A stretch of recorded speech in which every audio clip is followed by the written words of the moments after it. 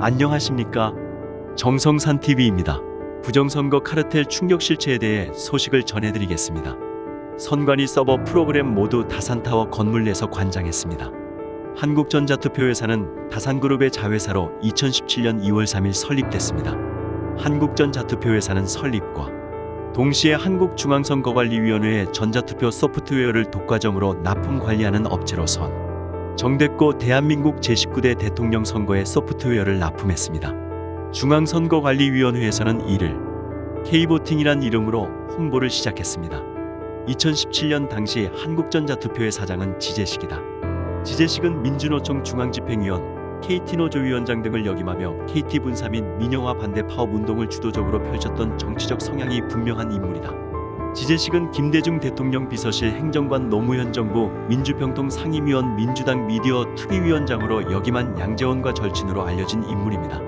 지재식은 2022년 대선 이후 한국전자투표회사의 지분 5%를 취득하고 대표 자리를 다른 사람에게 넘겨줬다. 이같이 중앙선거관리위원회의 소프트웨어를 사실상 관리하는 한국전자투표회사는 민간 기업으로 정부 기업이 아니고 정치 성향이 분명하다.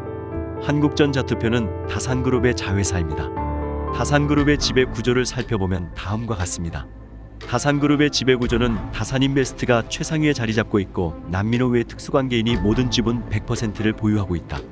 다산네트워크스다. 산솔루에타 14.64%, 다산개발 52.63%, 퍼시픽블루 100%, TL인터내셔널 40%, 다산벤처스 21.91%, 한국전자투표 37.98%, 소프트크림 44.54%, 다산카이스 50% 등을 보유하고 있고 지배구조는 남민호 다산그룹 회장 다산인베스트, 다산솔루에타 다산네트워크스로 변경되어 구축돼 있다. 남민호 산그룹 회장의 주식 소유 현황은 다산인베스트, 남민호 외 특수관계인 100%, 다산솔루에타 2.79%, 다산네트워크스를 보유하고 있습니다. 다산그룹 남민호 회장은 전북 익산 출신으로 1962년 1월 10일 일생이다. 2017년부터 최근까지 다산그룹과 관련된 이례적인 사건들이 많이 발생했습니다. 하지만 대부분 다산그룹은 항상 사법기관의 수사선상에서 제외됐습니다. 우선 이스타항공 게이트와 김남국 코인 사태 그리고 옵티머스 펀드 사태까지 한국에서 굵직한 사건에 모두 다산그룹이 연관돼 있다. 무엇보다 한국중앙선거관리위원회의 소프트웨어를 독점에 담당하며 부정선거 논란에 휩싸여 있습니다. 이들의 복잡한 관계를 좀 더 상세히 살펴보면 다음과 같습니다. 이상직 더불어민주당 전 국회의원은 이스타항공의 창업주로서 이스타항공 및 계열회사인 기업집 단을 실질적으로 지배해 오다가 지주회사로 변경하는 과정에서 계열사인 IMSC 및 새만금관광개발의 주식을 아들 이원중과 딸 이수지가 운영하는 다른 계약회사인 이스타홀딩스의 영가로 매도해 이 회사들에 대해 수백억 원의 손해를 야기한 혐의로 검찰에 기소됐다. 또 이상직 전 의원은 이스타항공 주식 차명거래로 알려진 새만금관광개발과 한국에서 이스타항공 게이트로 알려진 사건으로 유명하다. 그러나 이 같은 이상직 전 국회의원의 가족회사인 새만금관광개발 지분 5.07%를 다산인베스트가 현재도 소유하고 있습니다. 참고로 문재인 대통령 사위가 이스타항공에 불법으로 취업한 것으로 시끄러웠던 적이 있다. 위 사건과 함께 다른 다수의 사건으로 이상직 전 의원은 현재 처벌받아 징역형을 살고 있다. 이후 이스타항공은 회생 절차에 돌입하는데 법무법인 대륙아주 담당이 변호를 맡았다. 다산그룹은 민주당과 문재인 사이에서 매우 사적인 이득을 나누는 이권 카르텔의 중심에 있습니다. 다산그룹이 2011년 11월 22일에 완공한 첫 번째 사옥인 다산타워를 2022년 2월 18일에 1,560억 원의 한국토지신탁에서 매입했다. 다산그룹은 장부상 311억 원 건물을 1,560억 원에 팔아 5배 이익을 챙긴 것입니다. 당시 한국토지신탁의 대표이사는 차정훈 대표로 문재인과 같은 경위대를 나왔습니다. 부동산 매입금을 비롯해 취등록세 및 부대비용 대출 수수료 주식 발행비용 등을 모두 포함한 전체 금액은 1,736억 원입니다. 한국토지신탁은 국토교통부로부터 K119 위탁관리 부동산 투자회사 설립 인가를 받았다. 한국토지신탁은 우선 K119를 통해 자자를 모집했는데 최상위 주주는 위메이드가 됐습니다. 우연히 같은 시기 민주당 김남국 전 국회의원은 위메이드로부터 위메이드가 만든 가상화폐 위믹스코인 80만여 개 약 60억 원을 2022년 2월쯤 가상지갑으로 무상으로 받은 것으로 알려졌습니다. 김남국 전 의원은 2022년 2월 말에서 3월 초 해당 가상코인을 전량 인출한 것으로 전해졌다. 2022년 3월 9일 대한민국 20대 대선과 가상화폐 거래 실명제 실시를 앞둔 시점입니다. 언론에서는 가상화폐 관련 법안을 위해 위메이드가 김남국에게 로비를 한 것이라고 얘기하지만 상식적으로 김남국 혼자 법안을 산정하는 것도 아니고 단지 법안 산정을 위해 거금을 쓴다는 것으로 대중은 납득하기 어려웠습니다. 오히려 다산 4억을 한국투자신탁을 통해 자신의 신용과 담보 제공 없이 매수할 수 있는 것에 대한 보답이 아닐까 하는 의구심이 남아있다. 위메이드는 1,560억 원 상당의 부동산을 그 어떤 담보나 리스크 없이 18%인 280억 원의 적은 금액으로 인수해 실질적 대주주가 됐기 때문입니다. 위메이드는 5배 싸게 부동산을 매입한 것이고 다산그룹은 5배 시세 차익을 본 것이니 서로 상부상조한 것입니다.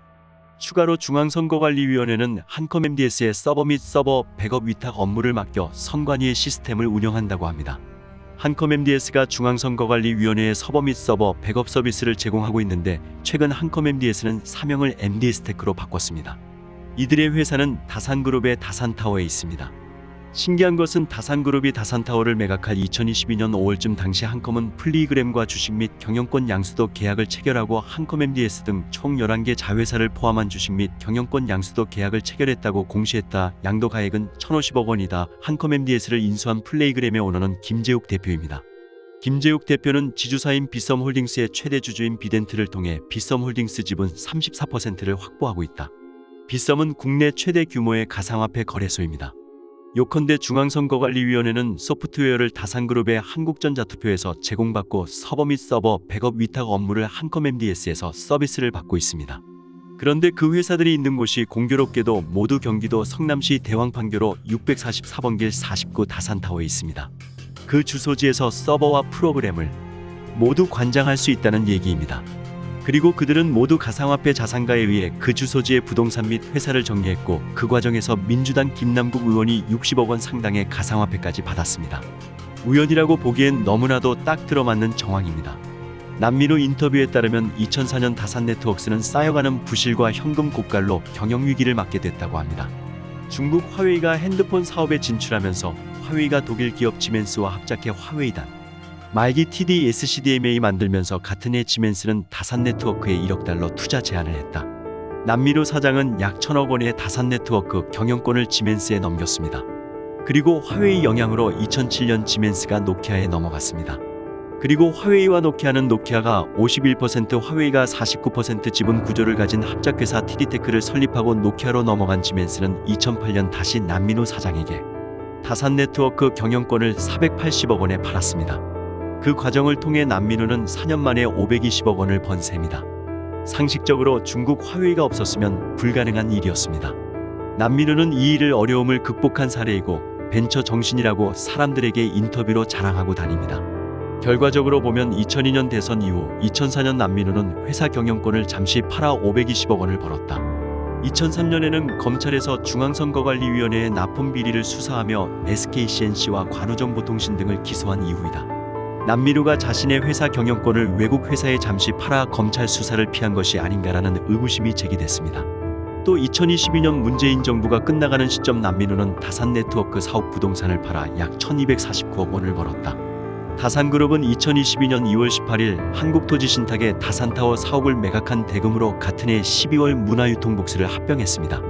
문화유통북스는 출판 물류, 개선두 기업으로 경기도 파주의 토지 42,511제곱미터 및 건물 면적 16,500제곱미터 규모의 자체 소유 물류센터를 기반으로 도서물류와 일반 물류 사업을 영위하고 있는 3PL 물류 전문 기업입니다. 문화유통북스는 김대중 정부 때 청와대 복지노동 수석 보건복지부 장관 등을 역임한 이태복 전 장관의 가족 회사다. 이태복은 1970년 전국민 준노동자연맹을 결성하고 1981년 전노련 인사들을 대상으로 한 한림 사건에 연루돼 무기징역을 받았다가 특별 사면을 받았습니다. 이태복은 2021년 문재인 정권 때 국무총리 후보로 올랐다가 건강상의 이유로 국무총리가 되지 못했고 대신 김부겸이 총리가 된다. 김부겸이 총리가 되고 7개월 만에 이태복은 사망했고 사망 1년 뒤 이태복의 회사를 다산그룹이 매입한 것이다. 이태복의 회사를 가족이 운영하지 않고 다산그룹이 양도받은 것은 특이한 일입니다. 코스닥 상장회사였던 핸디소프트는 2010년 8월 2일 주식거래가 중지됐습니다. 한국증권거래소는 2일 공시를 통해 핸디소프트 실질 사주의 횡령 혐의로 주식거래를 중단한다고 발표했습니다.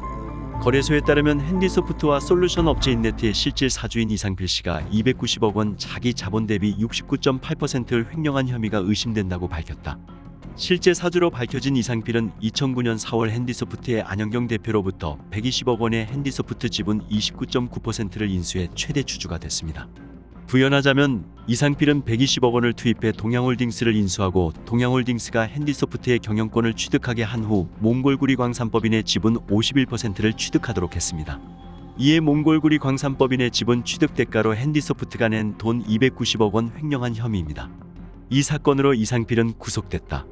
이상필은 이후 국제 BJ파의 박모 씨와 이용호와 함께 동업으로 해덕파워웨이를 인수하고 옵티머스 자산운용에서 트러스트홀딩의 투자 모델을 통해 다시 해덕파워웨이에 투자하고 이를 세필리언 옵티머스 SPC를 통해 다시 해덕파워웨이로 자금을 송금해 자금을 세탁하는 방식으로 2020년 옵티머스 자산운용 펀드 게이트가 발생한 것입니다.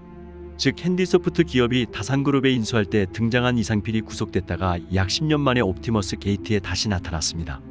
해덕파워웨이 사태에는 주가 조작부터 무자본 M&A 인수합병, 회사를 인수하기 위한 조직폭력 단체 간 이권 다툼과 권력형 게이트까지 우리나라 자본시장의 병폐가 고스란히 담겨있다. 옵티머스 로비 의혹 사태는 여기서부터 시작됩니다. 1978년 해덕선박 의장공업사로 출발한 해덕파워웨이는 2009년 코스닥에 상장됐습니다. 강소기술기업의 성공 신화를 쓰는 듯했습니다.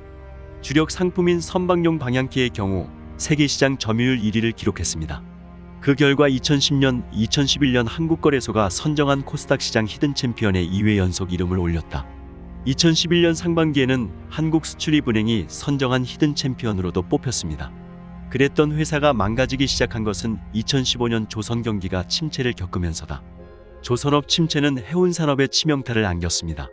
국내 1위 세계 7위 컨테이너 선사였던 한진해운조차 2016년 8월 법정관리를 신청했다. 조선업 불황은 해덕을 강타했습니다.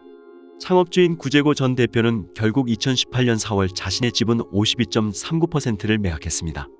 해덕파워웨이의 비극은 이때부터 시작됐다. 금융감독원 전자공시 시스템을 보면 구 전 대표가 대표이사 자리에서 물러난 시기는 2018년 7월 16일로 돼 있다. 구 전 대표가 맡고 있던 대표이사 자리는 서울 대형병원 원장 이모 씨에게 넘어간다. 이 과정에 등장한 인물이 이상필 이용호 씨입니다. 이상필 씨는 코스닥 기업 인네트 핸디소프트, KJ 프리텍, GY커머스 등을 무자본 M&A 방식으로 인수한 유명 기업 사냥꾼이다. 이 씨는 현재 주가 조작 혐의로 구속 수감된 상태입니다. 또 다른 동업자 이용호 씨는 이용호 게이트로 알려진 인물이다. 이들 외에도 박 씨는 인수 자금을 조달하는 과정에서 전국적 규모의 폭력 조직 국제 BJ파 부두목 조모 씨에게 30억 원을 빌렸습니다. 그런데 박 씨가 제때 돈을 갚지 못하자 박 씨와 조 씨 간 갈등이 불거졌습니다. 그 결과 조 씨는 지난해 9월 박 씨를 광주에서 납치해 살해했으며 올 2월 경찰에 체포됐습니다. 회사 경영권을 둘러싼 갈등이 조폭간 살인 사건으로까지 이어진 것입니다. 회사를 인수한 직후 이상필 씨가 대표로 있는 큰빛의 지분 전략 및 경영권을 넘기는 계약을 체결한 것이다. 임시주총에서 이사 선임이 부결돼 자신에게 앙심을 품고 있는 반대편에 고스란히 경영권을 넘긴다는 것은 상식적으로 납득이 가지 않는 대목입니다. 박 씨가 살해됐기 때문에 왜 그랬는지는 현재 미궁 속에 빠져 있습니다. 그런데 또 다른 옵티머스 관계사가 해덕파워웨이에 가지치기를 시작하는데 이 회사가 바로 세필리언입니다. 이 회사는 김재현 대표의 부인 윤모 씨와 문재인 정부 전 청와대 행정관 이진아 변호사가 지분을 절반씩 나눠 갖는 조건으로 만들어졌습니다. 김재현은 김태천의 양아들로 삼부토건 사건에도 등장합니다. 김태천은 서방파 조폭 두목으로 국내 3대 조폭이었습니다. 이진아 전 청와대 행정관은 지난해 3월 26일 느닷없이 사회이사에 선임됐습니다. 이 전 행정관을 선임한 이는 당시 대표이사이자 최대 주주인 화성산업의 대표인 박모 씨다.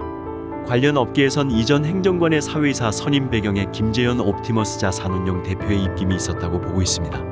결과적으로 기업 사냥꾼 이상필에 의해 핸디소프트는 다산그룹의 몫이 됐고 이상필로 이득을 본 기업은 다산그룹뿐이다. 그런 이상필이 10년이 지나 다시 옵티머스 펀드 사태에 나타난 것은 단지 우연으로 보기는 어렵습니다. 다산그룹의 핸디소프트 그리고 이상산 핸디소프트사는 이상필에 의해 다산그룹의 자회사로 들어오게 됩니다. 그리고 핸디소프트사의 대표는 이상산이란 인물이 대표가 됩니다. 이상산은 2001년 8월경 김대중 정부에서 남북 첫 합작 정보통신기술 회사인 하나프로그램센터를 북한과 중국의 접경지역인 단둥에 설립했습니다. 북측 연구원 40여 명과 남측 연구원 10여 명이 소프트웨어와 하드웨어 개발을 시작했습니다. 하나프로그램센터는 남측 네트워크 장비 개발 회사인 다산 CNS와 공동개발 사업 계약을 맺었고 소프트웨어 네트를 개발했습니다. 또 하나 프로그램 센터는 남측의 시스템 통합 SI 업체인 SKCNC와 프로그램 개발 계약을 맺기도 했다. 같은 시기 2001년 SK는 북한에서의 이동통신 사업 관련 MOU를 맺었습니다. SK는 북한 내 이동통신 사업권을 확보하기 위해 열을 올렸습니다. SK텔레콤에서 구해 후 전 주사파 리더 중 한 명 상무를 중심으로 하태경 주사파 출신 현역 의원 등이 포함된 동북아협력팀이 꾸려졌습니다. 당시 경쟁사였던 삼성은 고한석 주사파 출신 전 서울시장 비서실장 상무가 대북 업무 리더였다. SK는 고한석 상무를 스카우트해 SK네트워크스 신규 사업기획팀 부장으로 고용했습니다. 구해 후 하태경, 고한석 등이 한 팀이었습니다. 이때 하나 프로그램 센터에서 총경리로 취직한 이상사는 이후 대표 자리까지 올라갑니다. 그는 2003년 다산네트워크스를 거쳐 2013년 핸디소프트 대표이사로 역임합니다. 하나 프로그램 센터는 다산그룹이 성장해 나갈 수 있도록 하는 모기업이나 다름없습니다. 정성산 TV 좋아요, 구독, 알림은 큰 도움이 됩니다.